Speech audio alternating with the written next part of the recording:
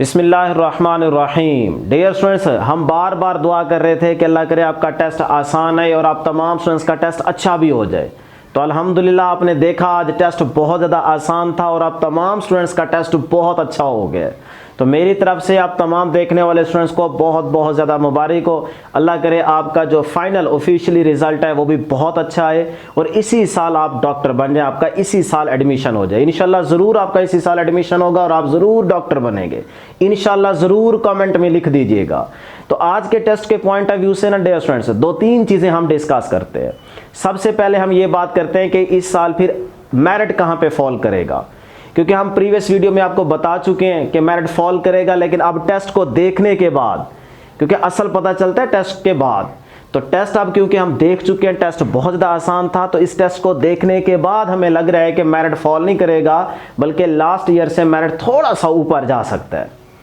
अब जो गेम है ना डियर स्टूडेंट्स, वो FSC मार्क्स की बच गई है, क्योंकि MD के टेस्ट में ना तकरीबन हर एक बच्चे के ना 170 प्लस मार्क्स तो पक्के पक्के आएंगे।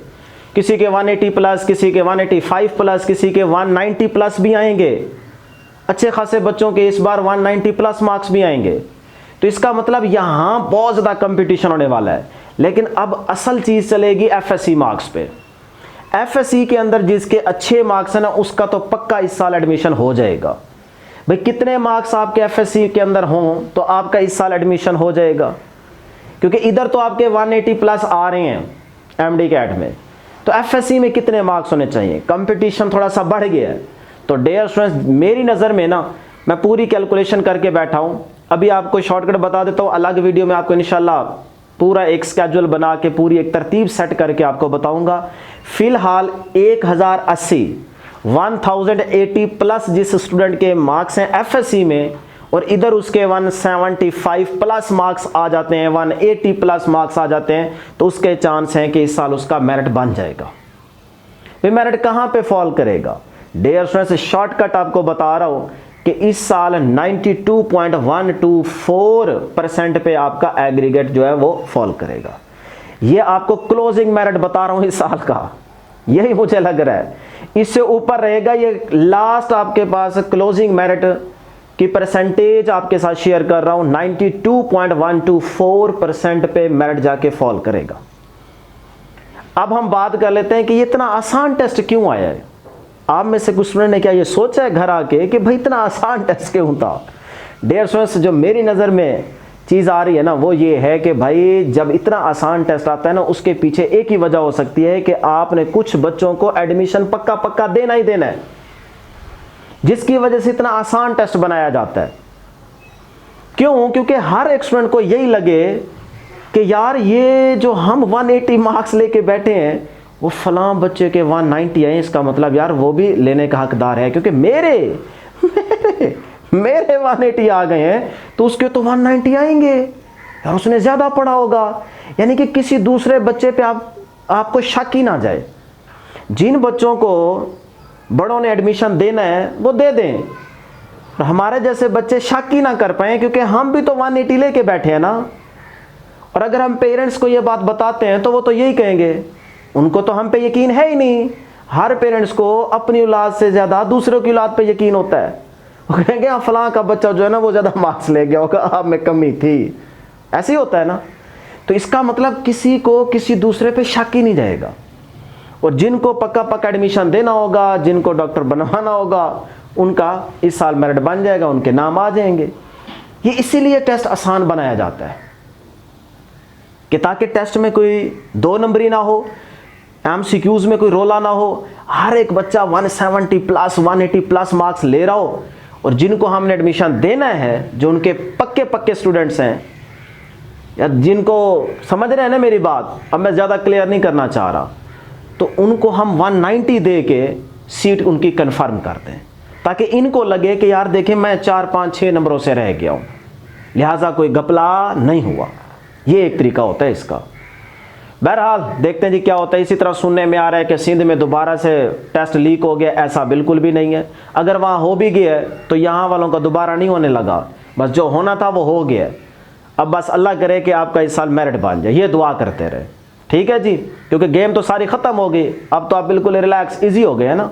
तो आप दुआ करते रहें कि इंशाल्लाह इस साल आपका मेरिट बने, और अल्लाह करेगा कि इस साल आपका मेरिट बनेगा। अब डियर स्टूडेंट्स हम थोड़ा सा ना फिजिक्स के पोर्शन को भी देख लेते हैं, क्योंकि इतना आसान पेपर था, इतना आसान था जिसकी हद नहीं है। मैं इसीलिए कहता रहता हूं कि भाई कोई एमडी कैट कोई रॉकेट साइंस नहीं है, पाइथागोरियन थ्योरम नहीं है जो आपको समझ नहीं आएगा, जो आपसे अप्लाई नहीं होगा। अगर आप सिंपल जो एफएससी के 2 साल होते हैं ना, उसमें अगर आप ठीक तरीके से पढ़ाई करते हैं, ईमानदारी से डेली 3-4 घंटे पढ़ाई करते हैं, तो भैया आपसे आराम से एमडी कैट क्लियर हो जाता है। देखा नहीं आपने किस तरह के एमसीक्यूज थे? बोर्ड पेपर में भी इससे अच्छे एमसीक्यूज होते हैं, कंसेप्चुअल होते हैं 3-4। यहां तो सारे एमसीक्यूज ही आसान आसान थे। मतलब अगर आप चैप्टर 12 से स्टार्ट लें तो हर टॉपिक से 1-1, 2-2 एमसीक्यूज और बहुत ज्यादा आसान। कूलम लॉ की स्टेटमेंट पूछी गई है, कैपेसिटेंस का यूनिट पूछा गया है, पोटेंशियल का फार्मूला देके कह रहे हैं कि बताओ किसका फार्मूला है। यानी कि इतने आसान एमसीक्यूज। अब मैं इसीलिए की डिस्कस नहीं कर रहा क्योंकि कोई फायदा ही नहीं है। हर एक बच्चे के पूरे एमसीक्यूज फिजिक्स के ठीक है। आप अगर मैं यहाँ पे ना ये थोड़ा सा डिस्कस कर लेते हैं ताकि आइडिया हो जाए। अब देखें मेरे पास जो यहाँ पे एमसीक्यू स्टार्ट हो रहे हैं वो 123 से हो रहे हैं, फिजिक्स का पोर्शन। कहते हैं ideal transformer power input is equal to the power output, alpha option correct है। इसी तरह कह रहा था conversion of AC into DC is called rectification and circuit is called rectifier which component of the electronics acts as a rectifier. तो diode rectifier के तौर पे काम कर रहा है। इसी तरह कह रहा है full wave rectification is given by 1 diode connected in a bridge type. भाई 4 डायोड आएंगे जो कि connected in a bridge type of the arrangement होंगे, तो डेल्टा ऑप्शन। उसके बाद कह रहा है अ diode characteristics curve is a plot between current and time, current end voltage. तो वोल्टेज एंड करंट के बिटवीन ग्राफ है, देख सकते हैं आप। कितने आसान एमसीक्यूज थे, सीधे सीधे एमसीक्यूज हैं, कोई यहाँ पे मुश्किल एमसीक्यू नहीं था। तो इसीलिए कहता हूँ कि अगर आप ईमानदारी से एफएससी के 2 साल अच्छे तरीके से पढ़ाई कर लेना तो आपको अकेडमियों में इतनी ज़्यादा फीस भरने की कोई ज़रूरत भी नहीं है। आप घर बैठे आराम से एमडी कैट की तैयारी करके और एमडी कैट को क्लियर कर सकते हैं, आराम से पास कर सकते हैं, बल्कि अच्छे मार्क्स ले सकते हैं। देख नहीं रहे आप? अगर आपने इस चैनल से फिजिक्स के लेक्चर्स लिए थे, नोट किए थे, तैयारी की थी, तो मुझे बताएं कौन सा एमसीक्यू है जो मैं अपने हर टॉपिक में डिस्कस नहीं कर चुका, नहीं बता चुका। कर सकते हैं आप प्रूफ? नहीं कर सकते। हर एक एमसीक्यू डिस्कस किया हुआ है, कंसेप्चुअल डिटेल में आपको लेक्चर इस चैनल पे मिल जाएंगे। तो जो नए स्टूडेंट्स हैं वो इस चैनल से अगर तैयारी करेंगे तो इंशाल्लाह उनकी भी प्रॉब्लम आने वाले साल में सॉल्व हो सकती है, हो जाएगी बल्कि 100%। तो आगे जी the value of Planck constant 6.63 multiply 10⁻34 joule second. इसी तरह आगे कह रहा है जी de Broglie wavelength associated with the particle moving at 10⁻⁶ metre पर सेकंड वेलोसिटी दी गई है and having the mass 10⁻⁻30 kg। तो आप इसमें फार्मूला लगा लें, lambda is equal to h over p, p की जगह एम वी लिख दें, एम दिया हुआ वी दिया हुआ एच की वैल्यू पुट करें, आपके पास आंसर आ जाएगा अल्फा ऑप्शन।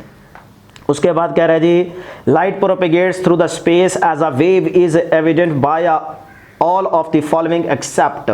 यानी कि वो कह रहे हैं कि इनमें से कौन सा है जो वेव के तौर पे लाइट के लिए प्रोपेगेट नहीं कर रहा, कौन सा प्रोसेस है जी? आप देखें तो लाइट जो है ना वो वेव के तौर पे बिहेव किस में नहीं करती dear students? Photoelectric effect, beta option. Which series falls in ultraviolet region? तो लाइमन सीरीज। उसके बाद आ जाए जी आगे कह रहा है the potential through which an electron should be accelerated so that an oscillation it can lift electron in the atom from its ground state to some higher state is known as. भाई excitation potential, beta option. Which of the following regarding X-rays is incorrect? Have a higher wavelength than visible light. They are highly penetrating. They are high energy photons. They are a part of electromagnetic spectrum. तो ये alpha option. The unit of decay constant is Charlie option per second। इसी तरह आगे चलें जी if we have n not number, ये radio active में आपने formula पढ़ा हुआ है, beta option. Which of the following is not the somatic biological effect of the radiation? ये पंजाब टेक्स्ट बुक में आपको डायरेक्ट एमसीक्यू नहीं मिलेगा, बल्कि बलोचिस्तान की जो बुक है उसकी साइड इन्फॉर्मेशन में भी आपको एमसीक्यू मिल जाएगा और डायरेक्ट भी मिल जाएगा। तो इसकी डेल्टा ऑप्शन आएगी जीन्स म्यूटेशन की, डेल्टा ऑप्शन। बाकी जो होते हैं skin burn, loss of hair और इंडक्शन ऑफ कैंसर, ये तो हाँ ये होते हैं, उसने पूछा है not the somatic biological effect, तो वो जीन्स म्यूटेशन आएगी, डेल्टा ऑप्शन, ठीक है जी। उसके बाद कहता है an artificial radioactive element can be made by the bombarding, तो बम्बार्डमेंट जो करते हैं वो फिर आ जाएगा जी high energy particle on unstable element, high energy particle on stable element, stable element, Charlie option. उसके बाद कह रहा है an elastic collision the total kinetic energy constant ही रहेगी, तो before and after collision remain same, delta option. तो देखिए कितने आसान एमसीक्यूज थे, यानी कि यहाँ पे कोई डिस्कशन बनती नहीं है, हर एक स्टूडेंट को ये एमसीक्यू आते हैं। The instantaneous velocity along the curved path is a tangent.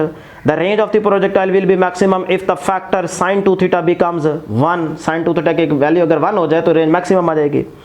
इसी तरह आगे आपके पास है two dimensional motion under the constant acceleration due to gravity, भाई प्रोजेक्टाइल मोशन, ये क्या हम डिस्कस करें, तो बहुत आसान एमसीक्यूज थे।